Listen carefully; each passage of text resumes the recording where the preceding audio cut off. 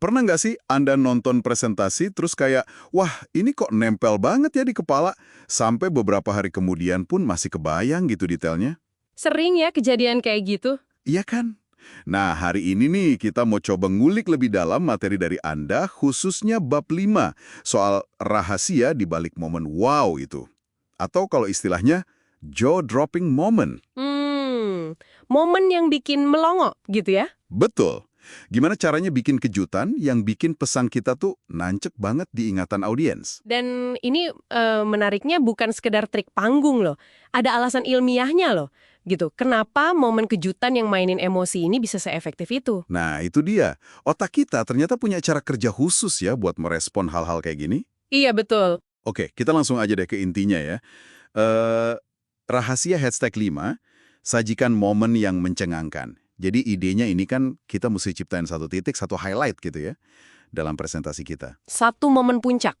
Iya, momen puncak yang nggak disangka-sangka, yang kesannya tuh kuat banget, sampai langsung narik perhatian penuh penonton, dan ya itu tadi, susah dilupain. Nah, dari sisi sainsnya nih yang terjadi di otak itu menarik banget.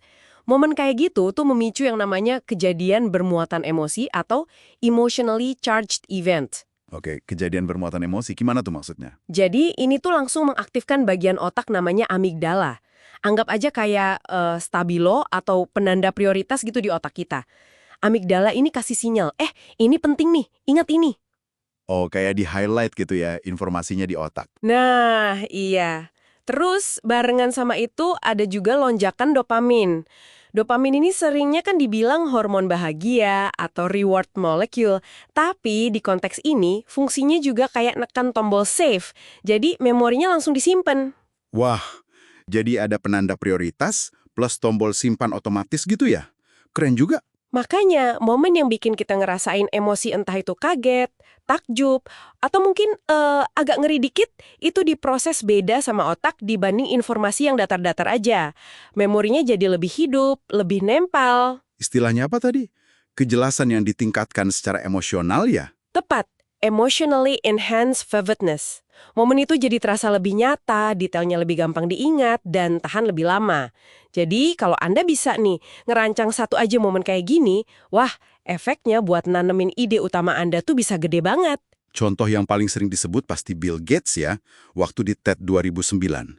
Itu gimana ceritanya? Oh iya, Bill Gates, dia kan lagi ngomongin soal malaria tuh. Topik penting banget, tapi mungkin buat audiens di sana agak jauh ya, abstrak gitu.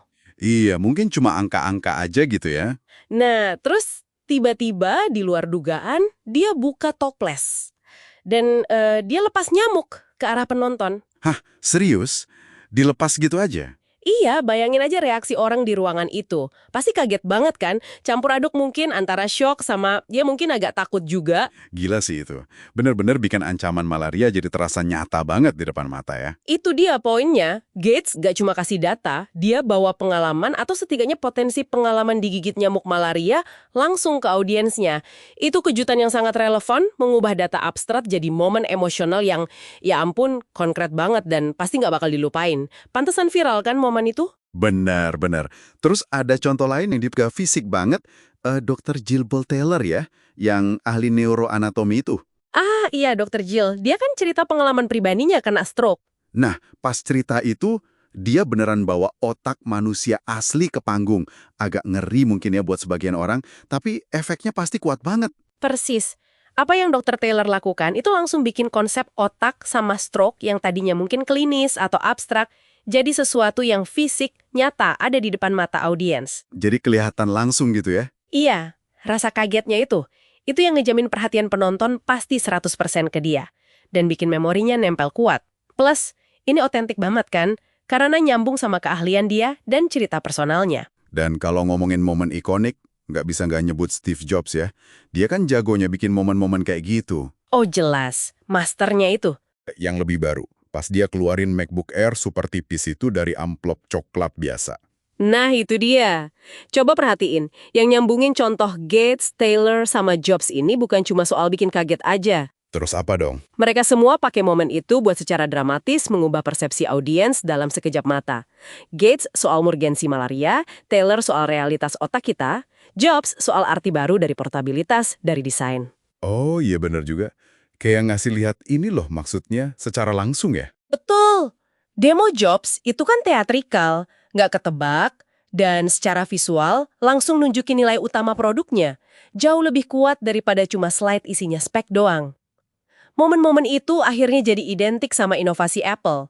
Bahkan, hal yang lebih simpel kayak waktu Phil Schiller bandingin iPad mini sama pensil aja bisa jadi momen wow kalau pas timing dan penyampaiannya. Oke, itu semua contoh yang dampaknya luar biasa ya. Tapi kan nggak semua dari kita bisa bawa nyamuk atau amit-amit otak manusia ke panggung. Iya juga sih. Nah, kalau gitu prinsip dasarnya apa nih yang bisa kita ambil dan terapin, tapi mungkin dengan cara yang lebih membumi gitu? Sebenarnya kuncinya ada di 3 hal. Dan ini bisa diadaptasi kok. Pertama, buat yang abstrak jadi konkret. Gimana caranya tuh? Bisa pakai alat peraga sederhana, analogi visual yang gampang dimengerti, atau demo kecil-kecilan yang relevan sama poin Anda. Oke, konkretkan yang abstrak. Terus yang kedua, Kedua, kasih elemen kejutan. Nggak harus heboh, tapi sesuatu yang nggak diduga. Mungkin data yang mencengangkan, cerita personal yang nggak disangka-sangka, atau cara Anda nyajin informasinya aja beda dari biasanya. kejutan kecil gitu ya. Oke. Yang ketiga, Nah, ini yang mungkin paling penting. Sentuh emosi. Bikin audiens Anda merasakan sesuatu. Entah itu penasaran, empati, harapan, atau urgensi. Jangan cuma bikin mereka paham secara logika aja. jadi harus ada rasanya gitu ya, bukan cuma informasi dingin. Tepat sekali. Momen wow itu nggak melulu harus aksi gede.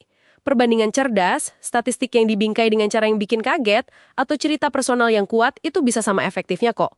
Yang penting momen itu terasa otentik, nyambung sama inti pesan Anda, dan dirancang buat ninggalin kesan emosional yang awet. Jadi, kalau kita simpulkan nih, bikin momen mencengangkan, ini bukan soal pamer atau cari sensasi ya, tapi lebih ke strategi komunikasi yang cerdas. Strategi yang cerdas, betul. Ini soal kita paham cara kerja otak audiens, terus kita pakai pemahaman itu buat nyajiin satu bagian penting dari pesan kita jadi sebuah pengalaman, bukan cuma sekumpulan data atau fakta. Pengalaman yang tak terlupakan. Dan ini mungkin bisa jadi bahan renungan buat Anda yang lagi dengerin nih. Apa tuh? Coba deh, waktu Anda siapin komunikasi berikutnya, entah itu presentasi, rapat penting, atau mungkin obrolan serius, coba deh identifikasi satu aja pesan kunci Anda. Terus pikirin, gimana caranya ngubah penyampaian pesan itu dari sekedar info jadi momen yang entah gimana caranya bikin kaget atau nyentuh emosi. Menarik. Kejutan kecil atau mungkin visual, mungkin cerita, data unik, atau demo simpel yang bisa bikin audiens Anda diem sejenak, mikir, wah, terus benar-benar ingat apa yang Anda sampaikan, bahkan lama setelah acara selesai.